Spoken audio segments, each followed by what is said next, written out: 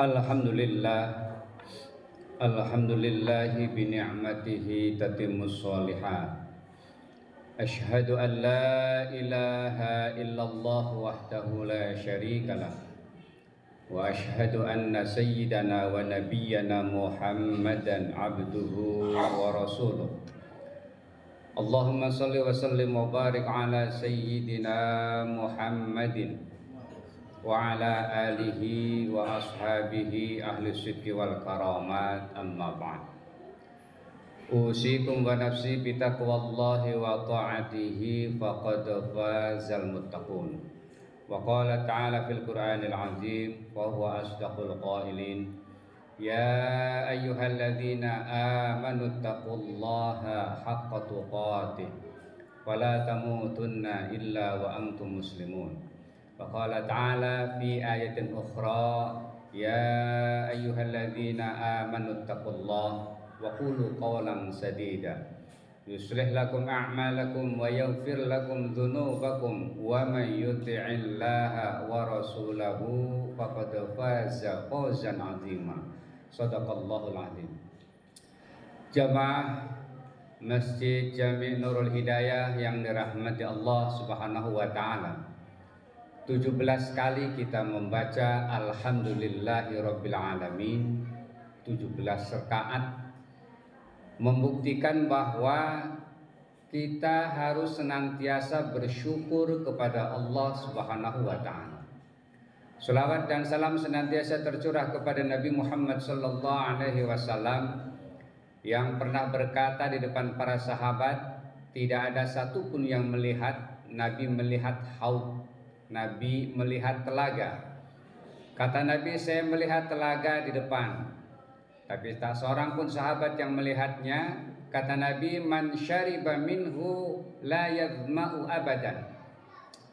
Barang siapa yang meminum haud itu, maka selama-lamanya dia tidak akan pernah haus.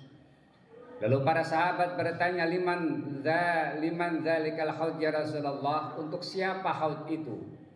Dijawab oleh Nabi, li ikhwani, untuk saudara-saudaraku. Siapakah yang dimaksud saudara-saudara di situ? Kata sahabat, nahnu, mungkin kami ya Rasulullah. Bukan. Antum ashabi. Kemungkinan juga ahlul bait, keturunan Rasulullah. Bukan. Tapi yang dimaksud kata Nabi, ikhwani di sini adalah amanu bi walam yarawni. Merekalah yang beriman kepadaku, merekalah yang percaya kepadaku walaupun mereka tidak pernah melihat aku. Dan yang ada di dalam hadis ini adalah kita sebagai umat Nabi Muhammad sallallahu alaihi wasallam. Dan kita akan meminum haud itu saat yaumul hisab, saat nanti diperhitungkan di hadapan Allah. Dan setelah kita meminum haud itu dalam keadaan panas, maka insya Allah kita tidak akan pernah haus untuk selama-lamanya. Jamaah yang dirahmati Allah Subhanahu wa taala, beberapa minggu lagi, beberapa hari lagi kita akan memasuki bulan suci Ramadan. Setelah kita sering berdoa, Allahumma barik lana fi Rajab wa Sya'ban wa ballighna Ramadan.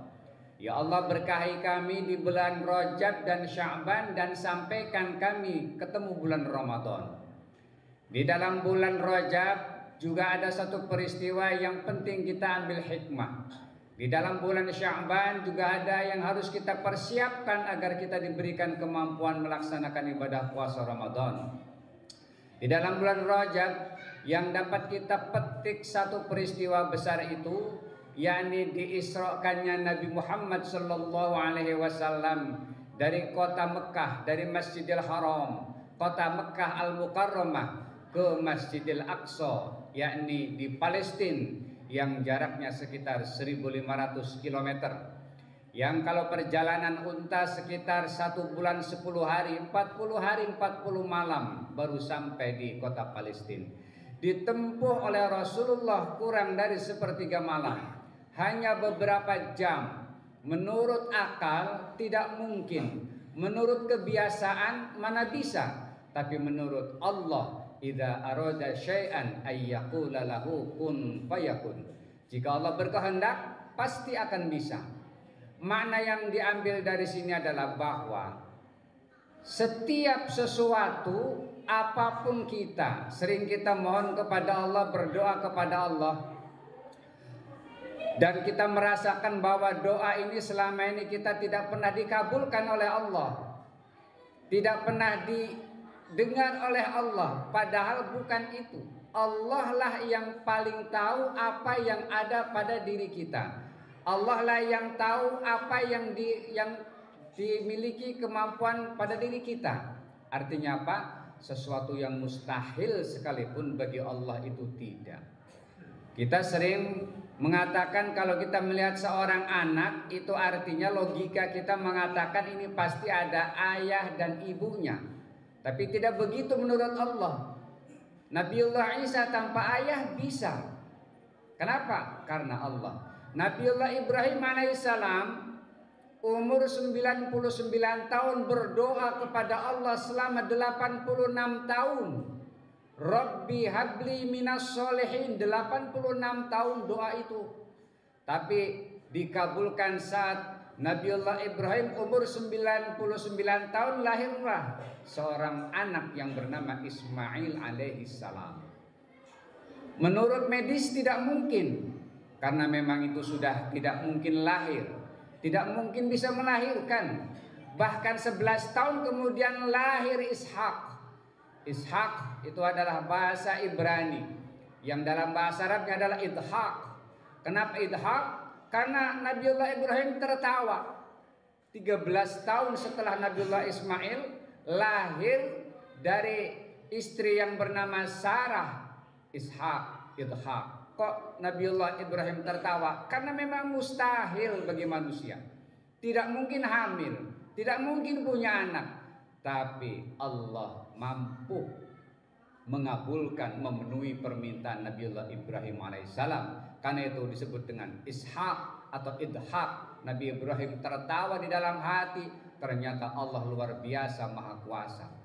Jemaah yang dirahmati Allah subhanahu wa ta'ala, saat kita berdoa kepada Allah, ada yang minta keturunan, ada yang minta dimurahkan rezekinya, ada yang diminta kita agar kita diberikan kesehatan, ada yang minta kita dijauhkan dari berbagai macam ujian dan cobaan. Tidak bisa. Kita tugas manusia hanya berdoa saja, memohon kepada Allah yang terbaik. Untuk memenuhi, mengabulkan itu urusan Allah. Allah sangat mudah untuk mengabulkan setiap doa manusia, sangat mudah. Idza arada syai'an ayyaqula lahu kun fayakun. Tapi Allah tidak seperti itu. Allah lebih tahu kemampuan yang ada pada diri manusia. Allah lah yang menciptakan, al-khaliq. Kitalah yang diciptakan makhluk. Artinya apa? Allah pasti menciptakan kepada manusia itu sesuai dengan kemampuannya. La yukallifullahu nafsan illa wus'aha. Sering khatib katakan bahwa setiap manusia akan mendapatkan ujian dan cobaan dari Allah. Tetapi yakinkan, la yukallifullahu nafsan illa wus'aha. Allah akan berikan jalan keluar. Allah akan berikan kekuatan untuk menghadapi ujian itu lebih besar dibandingkan ujiannya. Itu pasti, karena Allah yang ciptakan kita, Allah yang kasih ujian kita. Artinya apa? Allah memberikan kemampuan kepada seluruh manusia. Karena itu salah besar jikalau manusia mengeluh, saya kesabarannya sudah hilang, saya sudah tidak kuat lagi, saya sudah tidak bisa melakukan apa-apa lagi. Tidak, karena Allah sudah berjanji akan memberikan kekuatan itu. Jamaah yang dirahmati Allah, apa sebenarnya rahasianya? Allah sebenarnya ingin saat manusia merasakan bahwa doanya tidak dikabulkan, Allah hanya ingin melihat manusianya itu adalah kasab dan ikhtiar. Sejauh mana kita ruku dan sujudnya kepada Allah, sejauh mana kita ikhtiarnya untuk datang ke dokter, sejauh mana ikhtiarnya kita untuk mencari karunia rizki Allah. Itu yang akan dilihat oleh Allah. Proses yang ingin dilihat oleh Allah. Untuk mengabulkan bagi Allah itu sangat mudah. Sangat mudah. Sesuatu yang tidak masuk akal pun Allah pasti akan mampu mengabulkannya. Tapi sekali lagi, bahwa Allah pasti punya rahasia, punya rencana yang terbaik, yang terbesar untuk manusia itu. Kita lihat misalnya anak yang menangis minta pisau kepada kedua orang tuanya, kepada ibunya. Tapi pisau itu nggak pernah dikasih. Kenapa? Berbahaya, belum cukup umur, nanti melukai. Apa artinya? Bahwa itu belum layak dan juga akan melukai kita. Pun Allah sama dengan manusia. Kok kenapa saya minta dimurahkan rezekinya belum juga? Saya minta diberikan kesehatan agar sembuh penyakitnya, tapi belum sembuh juga. Saya udah lama mohon keturunan kepada Allah, tapi belum juga dikabulkan. Apa kata Allah? Kalian semua belum mampu. Kalian semua nanti kalau dikabulkan doanya kalian akan sombong. Kalian semua nanti akan ria. Kalian semua nanti akan mengurangi rasa ketauhidannya kepada Allah. Itu rahasia Allah. Jadi yang wajib kita lakukan adalah berdoa, berdoa dan berdoa. Untuk mengabulkan itu adalah Allah Subhanahu wa taala. Jangan sekali-kali kita memaksa Allah. Lalu permintaannya saat tidak dikabulkan, lalu kita putus asa kepada Allah, lalu suudzon kepada Allah. Jangan.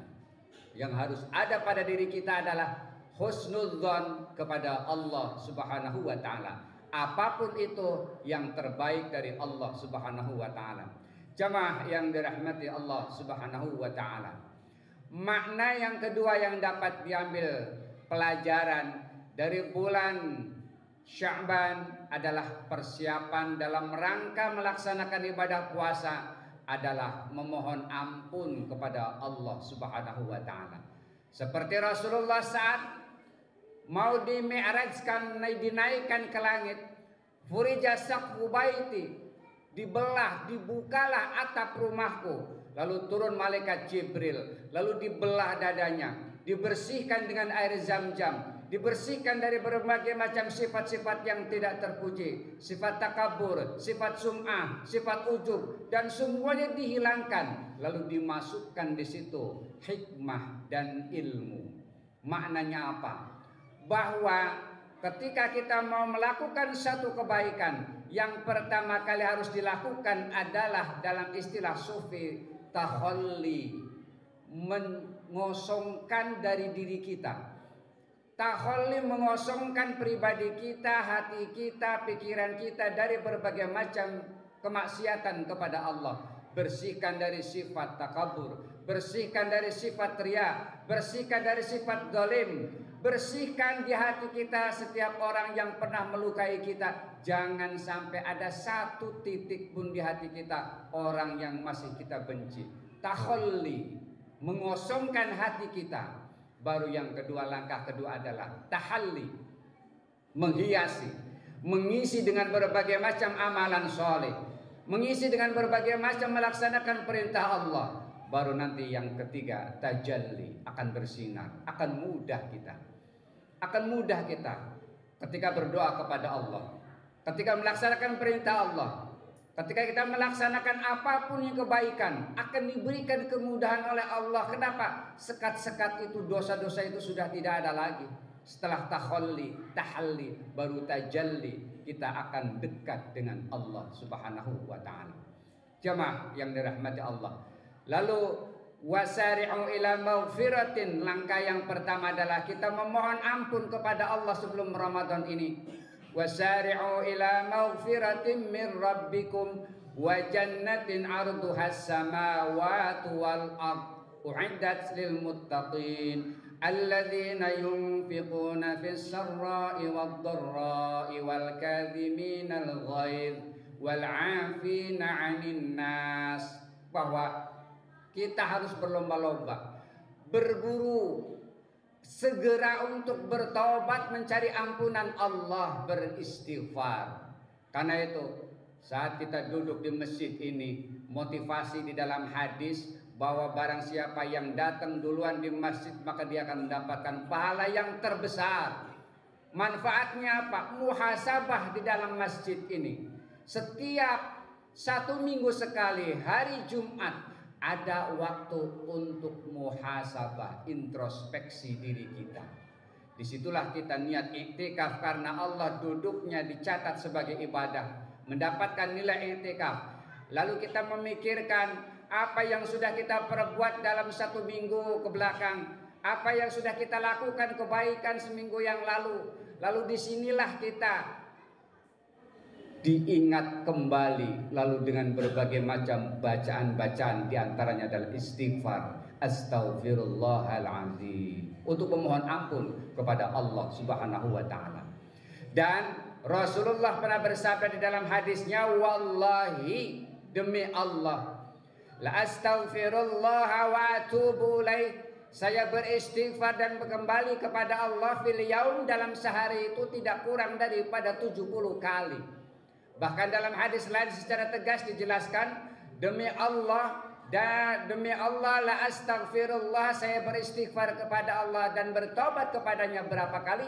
100 kali. Rasulullah Nabi Muhammad yang sudah dijamin masuk surga, tidak pernah melanggar, tidak pernah maksiat, tidak punya dosa, dijamin masuk surga, utusan Allah. Tapi dalam 1 hari tidak kurang membaca istighfar sebanyak 100 kali. Lalu kita sebagai umatnya berapa kali kita dalam sehari membaca istighfar kepada Allah? Setidaknya hari Jumat datang pertama tahiyatul masjid, disitulah kita punya peluang, punya kesempatan untuk memperbanyak bacaan-bacaan istighfar kepada Allah Subhanahu wa Ta'ala. Dan istighfar ini sungguh luar biasa. Man lazimal istighfar, kata Nabi, barang siapa yang melazimkan istighfar, ja'alallahu min kulli dhaikin makhraja, Allah jadikan setiap kesulitannya jadi mudah. Wa min kulli hammin faraja, dan dalam setiap masalah yang dihadapi dalam hidupnya Allah jadikan jalan keluar. Wa razaqahu min haitsu la yahtasib, Allah berikan rizki dari jalan yang tidak pernah diduga-duga. Barang siapa yang melazimkan istighfar dengan membaca astaghfirullahaladzim minimal sependek-pendeknya, dia lazimkan itu, balasannya dalam setiap kesulitan Allah pasti jadikan kemudahan. Dalam setiap masalah yang dihadapi Allah jadikan solusi, jadikan jalan keluar. Dan Allah berikan rizki dari jalan yang tidak pernah diduga-duga. Mudah-mudahan 2 langkah ini, agar kita senantiasa beristighfar kepada Allah, lalu kita optimis doa yang setiap kali baca pasti dikabulkan oleh Allah. Kita diberikan kemampuan memasuki bulan Ramadan sehingga kita bisa melaksanakan perintah Allah itu dengan sebaik-baiknya. A'udzubillahi minasyaitonirrajim. Bismillahirrahmanirrahim. Wal asri innal insana lafi khusrin illal ladzina amanu wa 'amilus sholihat wa tawasaw bil haqqi wa tawasaw bis sabr. Barakallahu li wa lakum fil Qur'anil 'azim. Wa nafa'ani wa iyyakum bima fihi minal ayati wa dzikril hakim. Aqulu qawli hadza wa astaghfirullahal azim li wa lakum wa liwalidayya wa liwalidikum fastaghfiruh innahu huwal ghafurur rahim.